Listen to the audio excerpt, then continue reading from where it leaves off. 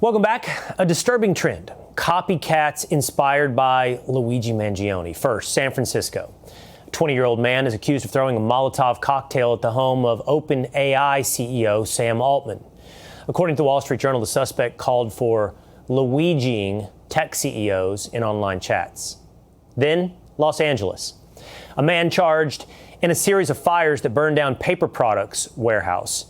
Prosecutors say he saw himself in Mangione's light. The Washington Post editorial board has called out these copycats.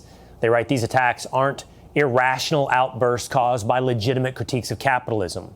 Rather, they're a predictable response to the cynical demonization of the American system. As if to step in, conjured from below, Hasan Piker, the far-left influencer who said America deserved 9/11. Wrote about the concept of social murder. And Brian Thompson, as the UnitedHealthcare CEO, was engaging in a tremendous amount of social murder, the systematized forms of violence, the structural violence of poverty, the for-profit paywalled system of healthcare in this country. That's a harrowing process for a lot of people. And for them, that is murder. For them, that is torture. And that is the reason why I think the reaction to Luigi Mangione, especially by younger generations, was not so negative. See? Because Brian Thompson and Luigi Mangione, samesies, both guilty of murder. He then went on to tell you that theft is a form of protest. I'm pro-piracy all the way, like across the board. Would you pirate a car? Yes. You know, if you could, if one could pirate a car, it was just a classic thing back in the day. Where they'd be like, the government-funded anti-piracy initiatives would be like, dude, would you steal a car? I'm like, yeah, sure. If I could get away with it, if it was as easy as, pirating IP, I would do it. Especially cool crimes. Dine and dash from your local diner. No, I wouldn't do that. And if I saw somebody doing that, I'd probably pay for their meal. Yeah. Would you steal from the Louvre? Yes.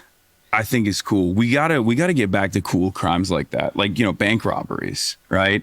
Stealing priceless artifacts, things of that nature. I feel like that's way cooler than the 7,000th new cryptocurrency scheme that people are engaging in.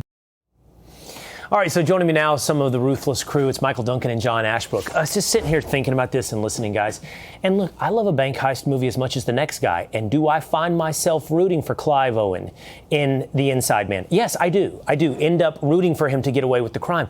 But I don't build my political ideology around what is cool for 2 hours at a movie theater. And it's like everything about this guy is communism wrapped up in a Che Guevara t-shirt. Yeah, I mean, it is fascinating, Will, that the Democratic Party, after losing in 2024, kept saying they wanted their liberal Joe Rogan. And they happened to find that in a communist who thinks America deserved 9/11. But I think also, to the point of the first clips you played, social murder, this concept that capitalism is economic violence. It's important for viewers to recognize that these communists believe that capitalism is violence. And that justifies anything. It justifies murdering a CEO. It justifies stealing from a grocery store. Anything is justified under that context. Yeah, and Ashbrook, I think this is an important detail. This was a New York Times podcast. This wasn't some stream on Twitch. This guy is taking center stage. Yeah, he is. And they were just laughing along with him. And like Duncan was saying, the left seems to think that this is their Joe Rogan. And the truth is that this guy is absolutely insane. They're like, oh, he says provocative things. Oh, he takes the side of the terrorists. That must mean he's brave. No, he's just a rich kid who grew up in Istanbul. He is not exactly like your typical American that your moderate Democrats are looking for. So I think that there are going to continue to be divisions in their party about who they should seek, because if you are a candidate running for office as a Democrat in the middle of this country, and you are caught quoting this guy, your election is not going to work out. But I got to disagree with Ashbrook on that in one sense. I don't think there is such a thing as a moderate Democrat. We talk about it a lot on Ruthless. If the gray lady on their own podcast is hosting Hasan Piker, it tells you how rudderless establishment liberal thought is in this country.